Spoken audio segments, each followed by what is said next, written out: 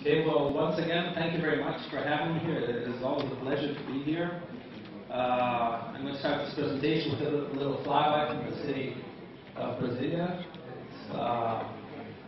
It's Brazil, but the summer in Brazil, from what I'm feeling, is milder than here in Serbia, which is, these 2 days it's been very, very hot. And well, there are very architectural buildings to see, and part of the government, it's a very interesting place to visit. And I think now it's been 3 years since we've done this exchange with LaserFocus. I'm part of the Department of Cataract over in Brasilia with Celso Bojanowski, which is a very good Brazilian surgeon. And we also have 2 fellows here this year. And I would like to take this opportunity to invite anybody who wishes to see Brazil and also to see a service with high volume cataract surgery and also with refractive surgery. Medical has been there sometimes also to administer masterclass and help in our training for refractive surgery. So I think this exchange between our countries has been very good for both of us. And well, the subject of this of the masterclass this year will be modern IOLs, but we will focus this mostly on astigmatism. And I thought it was very interesting to find a focus for the IOLs because what has been happening is that the indication and the complexity of the management of the patients, especially preoperatively, has increased. So I found that this type of class has just grown larger and larger and more difficult to administer. So I think it will be easier if we just break it down. And astigmatism has been, it was the focus of one of the main lectures in the ASCRS this year, in the American Society of Refractive Surgery and Cataract. And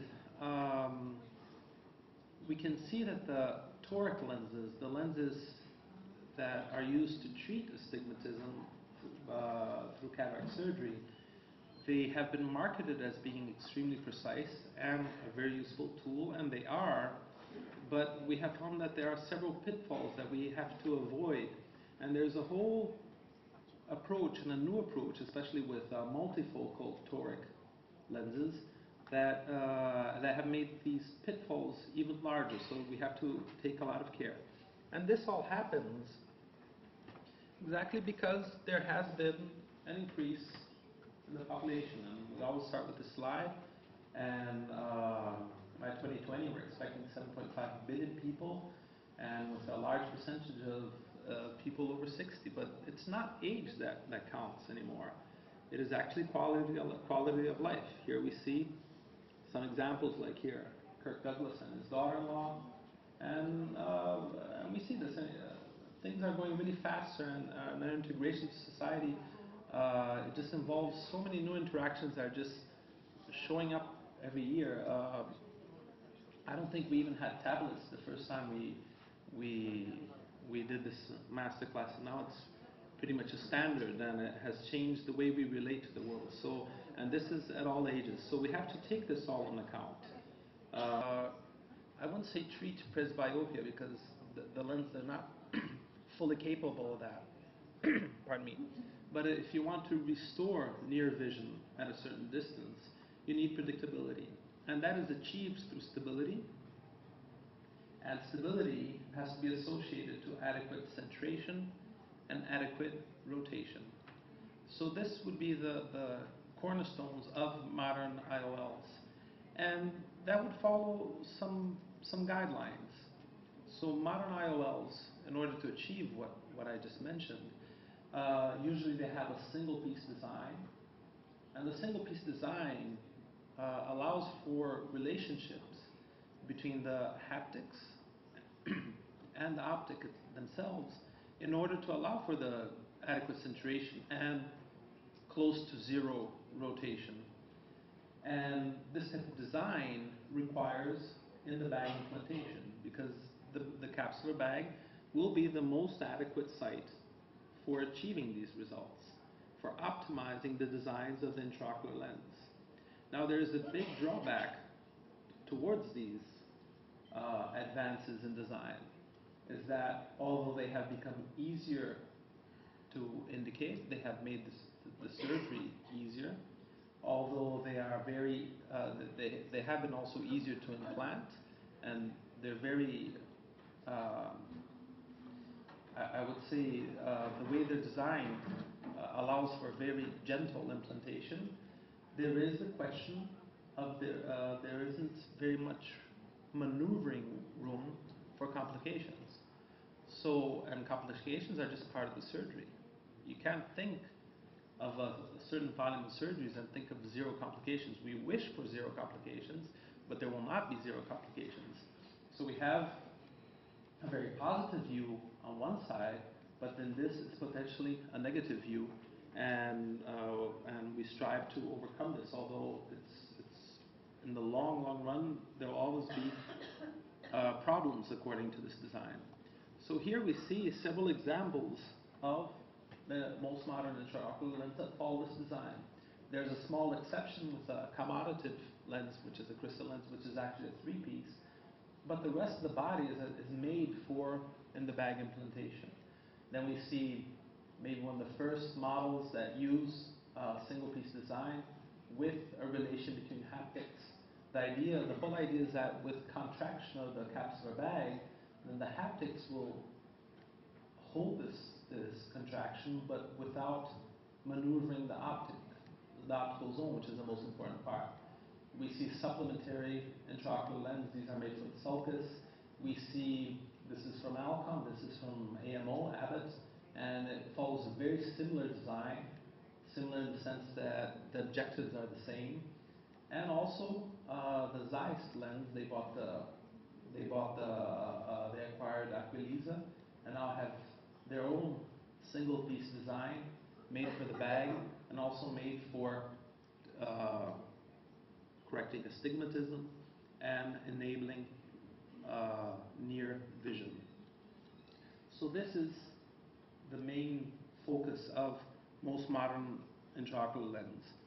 And nowadays, for conventional lens, what allows us to have good results, it all boils down to effective lens position, and that we acquire. And this is even part of Dr. Mirkoz's lecture, but we can do this through technology. And there is a conventional biometer, which is still of high quality and of good results. The only problem is that this type of biometer depends on the skill of the technician. But now we have biometers that are very good quality. This is the IL Master from Zeiss, and this is the LensStar now from Alcon. And they allow not only a high quality biometry, but also a reproducible biometry independent of the skill of the technician. So if nobody here or anybody outside has never done this type of examination, they can sit a patient down and position the patient adequately, but with very low skill, get a very high quality biometry. So that allows us to acquire the effective lens position that is necessary for what is probably the most important correction, which is the refractive position, the spherical position.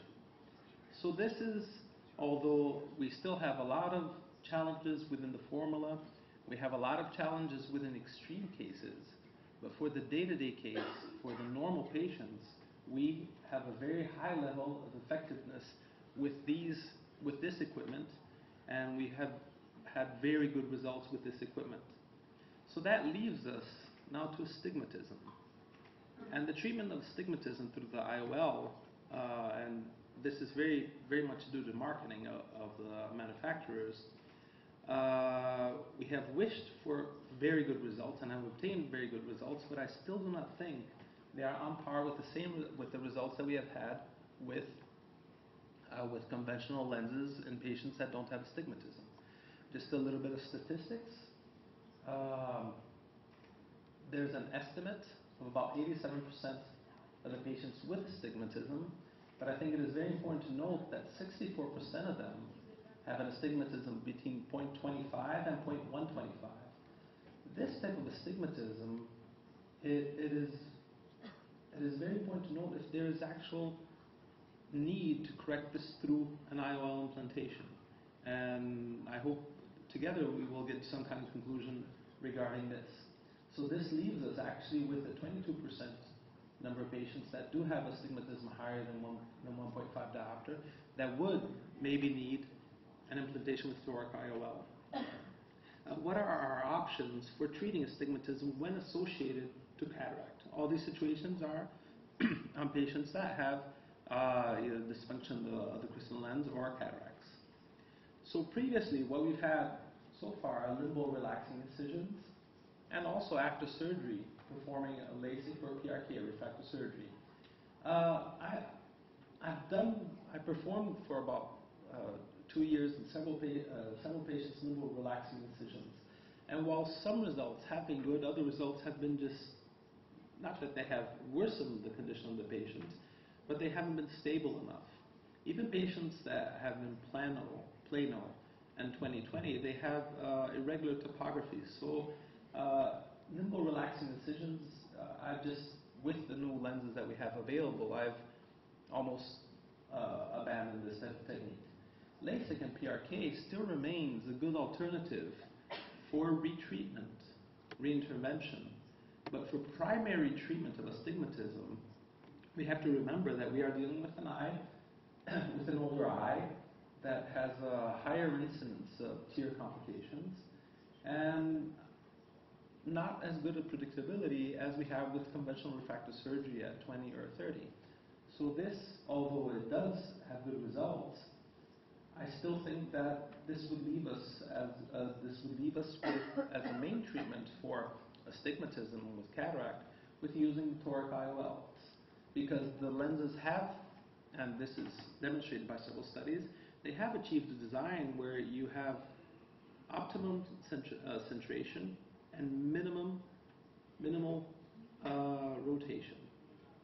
However, this, although we know this, and this is a fact for us, and we have had good results, we still must be aware of how that the precision in implanting toric IOLs is relative. It is not absolute.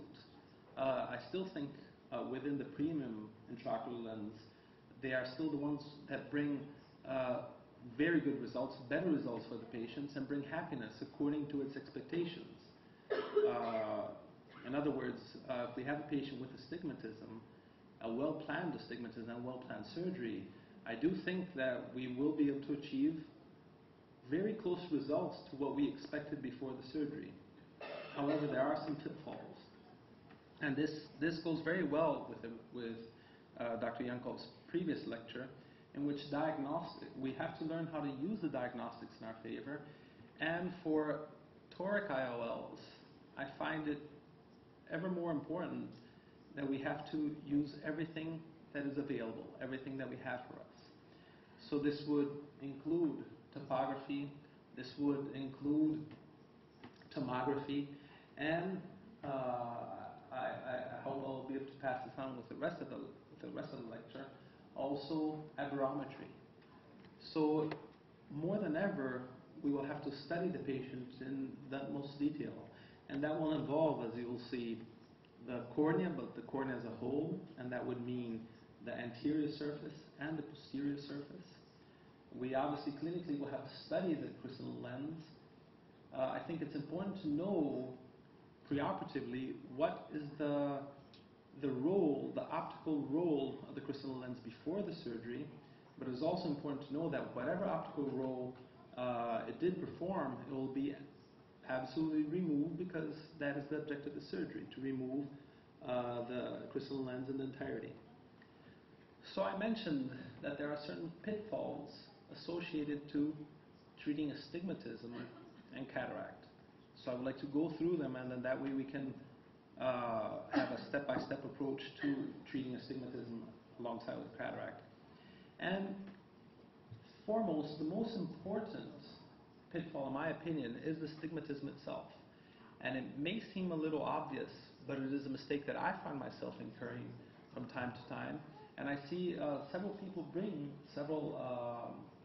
colleagues bring these cases, and this is according to the refraction itself. We have been conditioned to use refraction as our main parameter in general, accompanying the whole patient. And this is a very typical situation in which this is a printout of the autorefractor, but it simulates well refraction, in which we see a myopia. We see a 2.5 diopter of astigmatism, and this is in the refraction, and our first response is to consider that this is an astigmatism that needs to be treated. But if you look initially at the poor keratometry that the autorefractor offers, we will see that the astigmatism on the cornea is very low. So if we operate this patient with a conventional lens, this astigmatism, the tendency, after bigger study, but the tendency here will be to vanish. This is another case which we see the reverse. And this is important because it is another pitfall. We see a patient with a hyperopia of 0.250. So this is a patient in the refraction that has no astigmatism. However, a quick look at the keratometric readings show us that there is a 2 diopter astigmatism. So we have to be careful in these cases, because if we treat this patient, if we remove the cataract and implant a conventional lens, then this astigmatism that wasn't there, it will become manifest. And in this case, specifically, it's very hard for the patient to understand this. And these are all actual printouts from patients that I have. And this is the same thing. This is mixed astigmatism with a 2 in the refraction, and we have a tendency to want to treat that. But we see that the keratometric readings show a very low astigmatism. And probably on the topography or tomography, this astigmatism will be very close to 0. So I think the most important lesson when we're dealing with astigmatism is that, although unlike the previous lecture, it might not be the single most important parameter, but the focus has to be on the cornea. Whenever we receive a patient with cataract, we have to observe very carefully the cornea, because once we remove the crystalline lens, we'll be removing the main influence on refraction other than the cornea. So by removing the crystalline, we will manifest whatever is on the cornea. So I do consider for a preoperative evaluation that the astigmatism on the cornea is definitely more important than refraction. We have to always think about the cornea all the time. So this is one of the typical figures that we're making on the exam, typical with the rule astigmatism, and this we should always bear in mind automatically that this is what will be manifest after the surgery, after removal of the crystalline lens. And these are very typical astigmatism, which are the best treatable astigmatisms. So we have several models of toric intraocular lens. We have the Alpha and Microsoft. What's interesting about all these companies is that they use the same design for all of their lenses, because they follow the same guidelines of centration stabilization through a single piece of design. Here we have the toric intraocular lens for Rayner. The characteristics of them are markings that here aren't that clear, but we have 3 dots here. On the Rayner, we have 2 lines that allow us to position the lens within the eye. And here's an example of the Zeiss markers. When I said focus on the cornea, I say that is very important, but it's not part of our day-to-day. We still focus very much on the refraction. There's an application for the iPhone that was developed by a Brazilian engineer, which is called the Toric Lab. Now, this doesn't have any clinical purpose. You can actually calculate the lenses of the patient based on what is shown on this application. But this application, and it's also available for iPads, for tablets, it allows you to simulate and what I call play around with values of intraocular lenses and the cornea. So you can simulate your incisions. You can see how much astigmatism your incisions will induce. You can simulate different kinds of intraocular lenses that will be implanted. You can simulate results of them.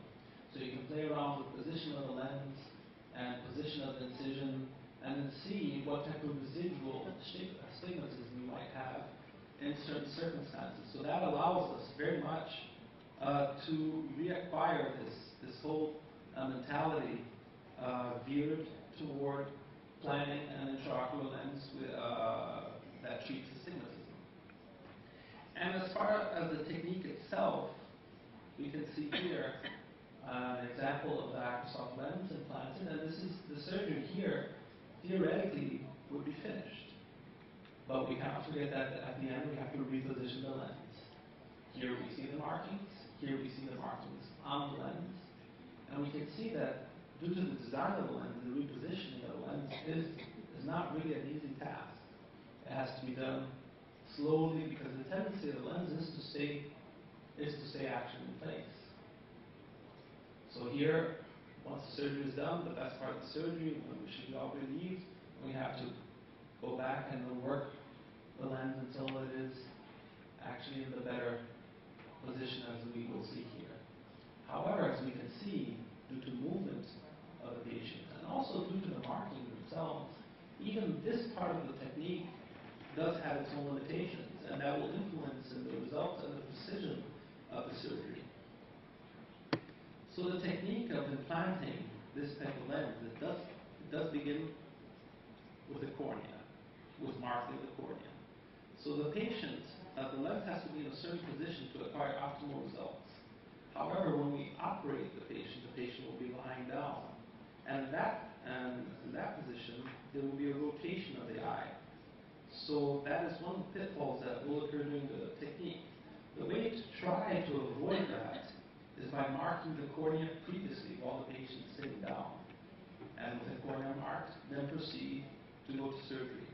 Here I will go through different phases of marking that we've done. So this was the initial marking that we used.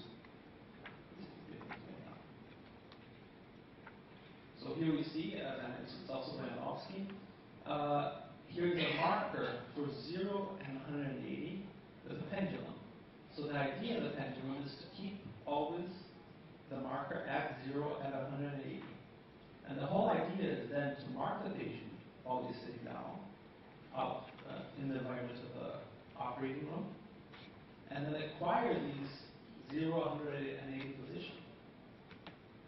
After acquiring that, once the patient lies down, then we will reuse these marks, because we changed the way we mark now, as a reference to make the marks of the incision and of the position of the lens, which we will see here with this marker that we don't use anymore.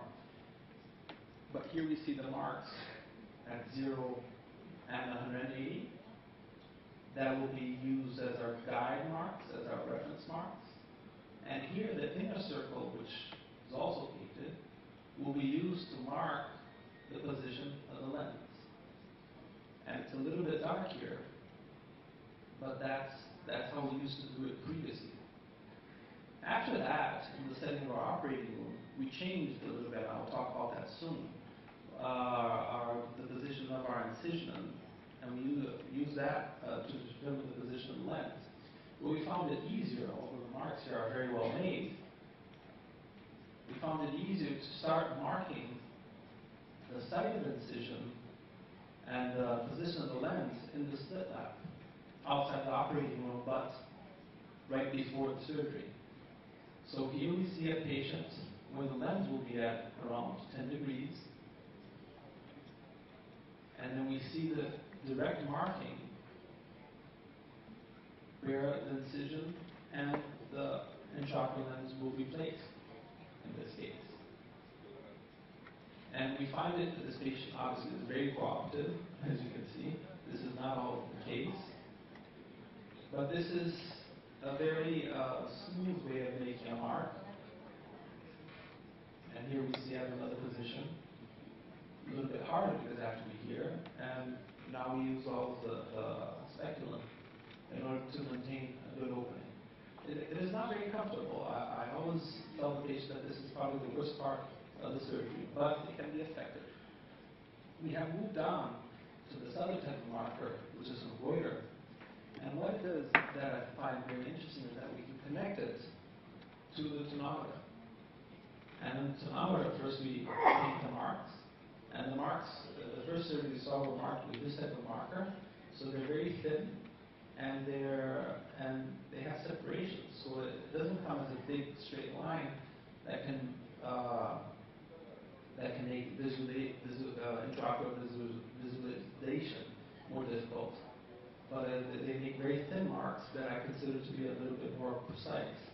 And what's interesting is that we can set the marker up to a tonometer, and we use the tonometer itself to determine what we do, which is the position of the lens and the position of the incision. So this lens in this case, and we can see in this printout that we'll see soon enough, is that the lens will be at 10 degrees, and we can just set that up now for 10 degrees, and then use it to go, and we can guide ourselves through the site of the tonometer itself.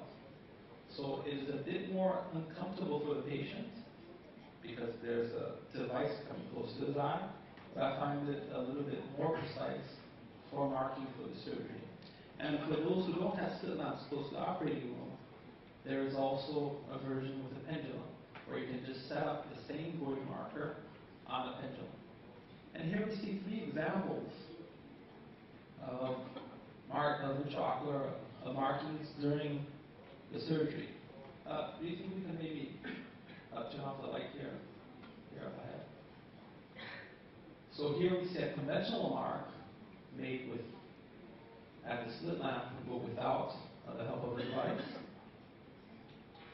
And here we see the lens close positioning. And here we see the marks made with the goiter device. The problem with the goiter device is that being so thin, the marking has to be done very close to the time of the surgery because they tend to fade. Although it is possible to just make the marks without any dyes and then dye it with trichome blue during the surgery. So these marks here, they are rescued. They can be rescued. Now, one disadvantage of marking with a marker such as the goiter marker is that although the marking here is adequate, what may happen is that sometimes both markings can be transferred to the side. So that can be a hindrance for the surgery. And here we see a small variation of the markings done straight with the pen, following the slit lamp, following the slit light. So this sort of simulates the goiter marking without being so thin, and they tend to spend more time on the cornea. However, there is a chance of it being slightly more irregular and maybe not following the direction of the incisions of the markings of the lens as nice as we should. So this example is very similar to what I consider the next example. And this is from Dr. Hill, William Hill, and it's considered an ideal marking. But if we pay close attention to this type of marking and the marking that I made previously, there is a certain degree of imprecision. The markings themselves, they have to be really thin. And we can see here that the difference between 5 degrees is very slim here. And it is very easy to miss the marks. And especially with the more premium intraocular lens, this may be, look at the size of this mark here. So this easily involves about 5 degrees. So it is not an ideal marking. Some new markers that try to overcome this, and we'll show them right now. This is a Akahoshi electronic marker in which you can set your mark to whatever degree you want, and then it uses balance between light and sound to achieve optimum balance.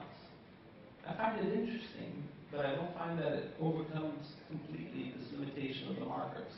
But I think it is important to see what we have here. So you balance it until you achieve a green light, but it still depends a lot on coordination and on collaboration from the patient. However, I do think it is an interesting method of marking the cornea, trying to achieve more precision while he is sitting down. Here we have a single marker version that doesn't use electronic control, but it does use balance control with a bubble within the fluid. And it does seem good, but I still think it does seem cumbersome and not very easy to maneuver. Of course, it's all depends on experience, but these are some alternatives that we have. I think one of the great technological innovations that are already available for us include the direct registering of the eye and direct tracking. We have two examples of that. This is from SMI Technologies in Germany, in which with a reference unit that is placed on the slit lamp, you capture an image that is sent to a device that is connected to the microscope. And so this, and we see an example of it here, there's a tracker that tracks the position of the eye, and then here we are allowed to configure the incision where we want it placed, other relaxing incisions similar to the femtosecond, whoever prefers to use that, and also it allows for the positioning of the intraocular lens. So what is interesting is that the image is captured, landmarks of the eye are captured, and they're transferred to the unit that is on the microscope. So during the surgery, we have an overlay of the eye, and this I find extremely interesting. This helps overcome several limitations of our surgery. So this is our view of the microscope, and you can see where you can place each incision. You can see the size of the tunnel that you want to perform, or anything you want with this overlay. What is interesting with this overlay also is that you can also project the size of the capsulorhexis. So it offers several templates for us to both perform incisions with more precision and also to perform the surgery with more precision.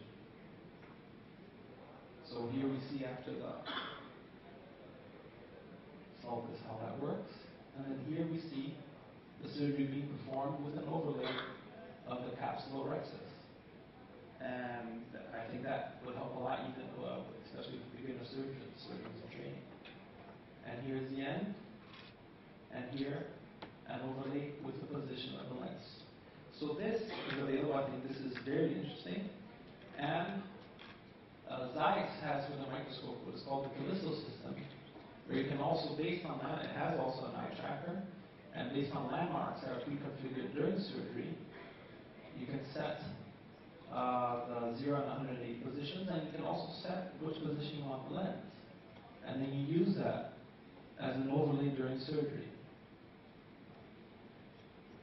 So I think the future of marking and implantation of the lens with quality will follow an overlay system such as this one. However, it is very costly and it is not widely available at more reasonable prices. So this is probably one of the major pitfalls of implantation, and there's a lot to overcome, but I think we will achieve that easily. So this is, I'm going to base myself for the rest of the class now on the Acrosoft lenses. And this is the Acrosoft Toric calculator, which is widely available on the internet at this site. What is important for calculation of lenses, you will input essentially the data of the surgeon and of the patient, and we'll input the values of the keratometric readings, and this will generate a certain lens. One important data here is the surgically induced cylinder. And this is how much each one of us induces with our surgery. And the best way to obtain that is after a certain amount of surgery or during your surgeries, acquire how much the astigmatism was previously and how much what it turned into after the surgery. At this site here, at drhill.com, you can download an Excel spreadsheet that calculates your induced astigmatism. And I suggest that you do it not just for calculation, and we'll talk about that soon, but also for you to know how your surgery is performing. And one very important data is that our incisions the amount of induced astigmatism varies according to the position. So this, it's not a prerequisite for your surgeries. I just think it's important that you register your surgeries and then you reach your personal induced astigmatism, according also to which type of leg you're using, your personally induced astigmatism according to the position on the eye. So how much do I induce temporally and how much do I induce superiorly? And that is very important because after paying a lot of attention to this, and this is also data that is widely found in studies, is that superior incisions induce more astigmatism than temporal incisions. And temporal incisions usually induce about 50% less than our same incisions from the same leg at a superior site. So this is an important topic to keep in mind when you're planning for cataract surgery with a toric lens. So pitfalls related to the copulation. Here we see the first phase of the copulation. What is very important is to always keep your focus on the cornea. So always keep the image of the cornea in your mind. And keep in consideration that the lens will be in the same position as the cylinder that's observed on the topography. So here we see a patient that has, on the flat meridian, 40 diopters, and on the steep meridian, 44 diopters at 90 degrees. Now, one limitation of the calculator and this approach to astigmatism, to implantation of toric IOLs, is exactly the position of the incision. Now, I've always learned all my life, and I'm very comfortable operating at a 10 and 2 position, or basically at 130, 45. So this is very comfortable for me. However, if I perform the calculation, considering that I use 0.5 diopters at the site, according to my previous calculations, what will happen theoretically? I'll have to implant the lens at 86 degrees. Now, from the markings, even the better markings, the well-positioned markings, I find that 86 degrees is pretty much impractical. It's impractical. And although you may have a 10 deviation of your astigmatism because of the incision, in my opinion, the best way to overcome this is to change your surgery, change your incisions according to the patient. So what we do now is we always perform the incisions on the steeper meridian of the cornea. That way, what we'll have is nice clean results, such as this one, where the incision we see here is placed at 90 degrees, and the lens is placed at 90 degrees, and both fit the corneal topography. So that allows, in my opinion, for more predictable results, but also allows for you to always keep that systematic thinking that is always important for toric IOLs, so that this different, this uncomfortable way of operating becomes automatic, and we can always think of how we are going to correct and achieve the optimal result for the patients. And this is good for all positions. Of course, if you get a right eye and the lens has to be at 45 degrees, then that is more challenging. But those are exceptions. Those are more exceptions to the rule. So with conventional toric IOLs, in the case of the Acrosoft toric IOL, which is also where we implant in a higher volume, we have these ranges of lenses. And they vary, the code varies from T3 nowadays to T9, and that is both for spherical and aspherical intraocular lens. And we see that this is important because this is important for the planning of our surgery. We see that for each level, there's a variation of 0.75 diopters. So a T3 will correct theoretically at the IOL plane 1.50 diopters. The T4, 75 extra. The D5, another 75. So the D5 corrects 3 diopters on the IOL plane. What it does correct on the cornea is another value. So the 1.5 will correct 1 diopter on the cornea. The 2.25 will correct 1.5 diopters of the cornea. So what they do, for each lens, you have a range of correction of about 0.5 diopters. And I want you to keep this in mind because this will change with another intraocular lens. But what we have here is a range of correction that shifts from the T3 to the T9 of about 0.5 diopters. So from each model of lens, there isn't really a big range of correction. We can acquire a certain level of precision. The big question here is what is actually more suitable or not according to our projections. And that is very important, especially with the newer IOL in the case of the alpha microsoft, which is a restore, which is the diffractive lens associated with a toric IOL. And this lens, it follows the same design that we know, the same single-piece design with relation to the haptics and the optical zone. But we have on the anterior surface, we still have the diffractive rings, and on the posterior surface, they apply the toric lens. And if you consider that the stigmatism is fully corrected and adequately corrected with this type of lens, and we observed this, we've implanted about 40 of these intraocular lenses, results are very similar to the conventional restore intraocular lens, which represents a good vision. This is under photopic conditions or conditions that demand light, where you have good vision at good distance vision, a poor intermediate vision, and a good vision at about 33 to 40 centimeters. Once again, remembering that there is a good vision with very good illumination. These type of lenses, they give you a reading if you have good illumination because they divide the energy of the light. Here's an example of diffraction.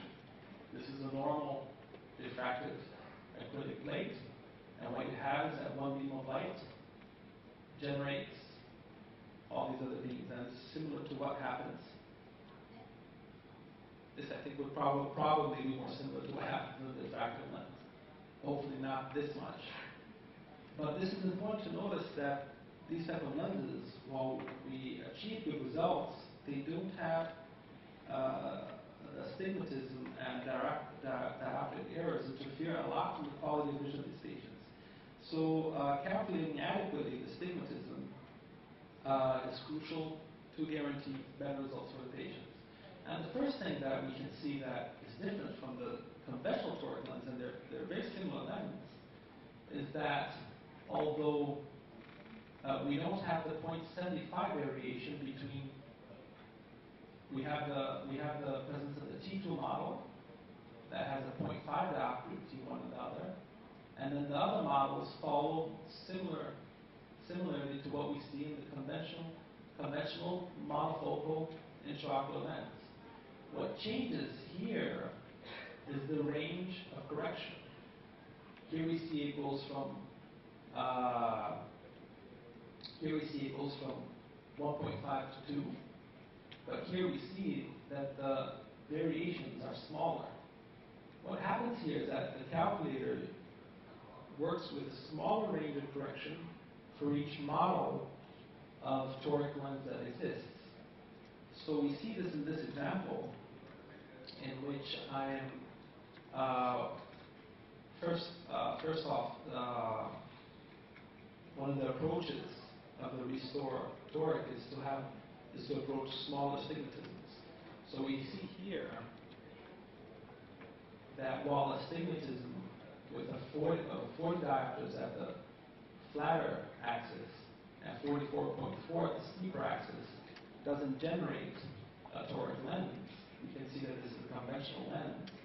We can see that situation in which we have 40 diopters at the flatter axis and 40.5 at the steeper axis does generate a T2 model. Now this is very controversial because a 0.5 diopter in astigmatism, we have to be very careful to indicate this type of lens because it's exactly because of the surgically induced astigmatism. So I haven't implanted ever a T2 toric, restore toric. Well, exactly because of that. This type of astigmatism, I think, is fully correctable with the type of incision that I face. However, if we see here in a conventional monofocal toric intraocular lens, we see a situation with a flat cave at the flatter axis of 40 diopters and a steeper axis of 41.5. We will see that it will generate a T3 monofocal T3 model. However, if we perform the same calculation for restored toric intraocular lens with 40 diopters at the flatter axis and 41.5 at the steeper axis, it will generate a T4 model. So this is because the range of the restored toric intraocular lens is lower, because this type of lens, if we work with conventional monofocal toric intraocular lens, the patient, and we can stand a variation in postoperative astigmatism, is perfectly capable of dealing with a reduction of -3 to a 0.75 or 0.1. However, if we're working with diffractive intraocular lens, this type of error is produces more complaints to the patient. So, another factor that has been approached in the last year, published by Douglas Koch, and he was the main lecturer at the Ascus Innovators now in 2012, is also the different roles of the different surfaces of the cornea. And he pointed out, and we've observed that maybe the posterior surface of the cornea may represent a significant role in the residual astigmatism. I think that is logical, because in all this programming, in all this surgical preparation, we have been planning for the anterior surface. And if we eliminate the astigmatism effect of the crystalline lens, and if we eliminate the astigmatism effect of the anterior surface, if there is a significant posterior surface astigmatism, then it will become manifest, and that is important for us to see. So I think it is important to evaluate both anterior and the posterior surface of the cornea. And these are two curvature maps, and we see a 4.1 astigmatism typical in this case. And here we see a plus 0.9. So if we approach, as I usually do, with a 90 incision that does reduce more astigmatism, if we place a lens and there's astigmatism on the posterior surface, there's a good chance that we will be overcorrecting this patient. And here you can see this as an example. And here, this is not quite a regular. This is not a regular cornea at all. I just used it to give an example of an against the rule astigmatism. It was the only one that I was able to find. But we have an against the rule astigmatism on the anterior surface and a with the rule astigmatism on the posterior surface. We do lack data in large amounts to show some kind of relation to postoperative astigmatism. But I hope in the next and in the following years we will be able to see several studies that show that adequately. And with that first case, it has been the issue of other types of aberrations have been raised, especially comas that have certain aspects that I do believe may interfere in the residual postoperative astigmatism. So with these indications, with these preliminary data and what I have observed, I have changed a little bit the nomogram of toric intraocular lens astigmatism. So if my incision, if I see a patient with the rule astigmatism, which usually means that I will perform incision at 90 degrees, and then I usually tend to overcorrect. So the idea is, since there is not very much variation between each model of lens, is to undercorrect. So if the calculator brought me a certain value, which represents a T5, when it is with the rule of astigmatism, I bring it down to a T4. When I have against the rule astigmatism, which usually undercorrected with my approach, when a T4 is calculated, then I tend to estimate it a little bit more to a T5.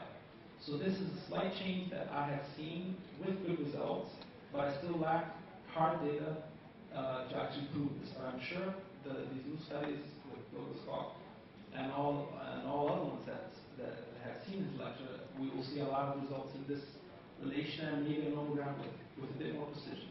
But as a rule of thumb, this has been working. So to wrap things up, now to treat astigmatism with cataract, we depend on a lot of technology. We depend on diagnostics, and with this initiative of continuing education, we are able to read this better. So we depend on tomographers, on topographers, on aberrometers. I do use the keratometric readings of my biometers. I use IO Master. This is the Lens Star. They both give good readings. I like to compare the readings of the IO Master with the biographers with the readings of the topography, because sometimes we have to get to an average. I do compare it with the keratometric readings of the outer refractor. My first keratometry readings come from the outer refractor, and I think eventually we'll be going back also to the manual keratometry, because it gives us very precise readings at a 3 millimeter diameter. So I think it's an extra piece of data. It does give us a little bit more work, but we're dealing with very premium intraocular lens. Nowadays we have the class of ergo-ophthalmics. I use this very frequently, but this type of situation changed in the past 5 years to other relations with near distance and far distance. So in general, we try to improve our results, both with what we have, the diffractive and refractive intraocular lens, with toric intraocular lens, but in the end, we have to understand, and the patient also have to understand, that even though we are dealing with premium intraocular lens that raise our expectations, we still have to always compromise. And to compromise, we have to accept differences.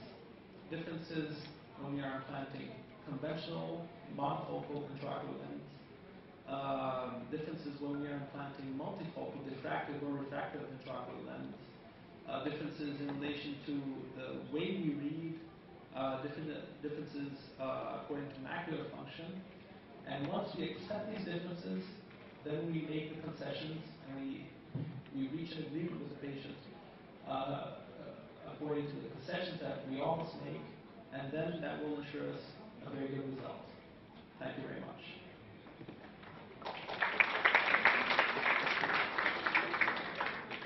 Now here we have the continuing education with the question. This is a patient with 4 diopter corneal astigmatism and cataract. So which would be to achieve better correction, which would be the best intraocular lens, a monofocal toric intraocular lens, a diffractive toric intraocular lens, or a conventional monofocal intraocular lens.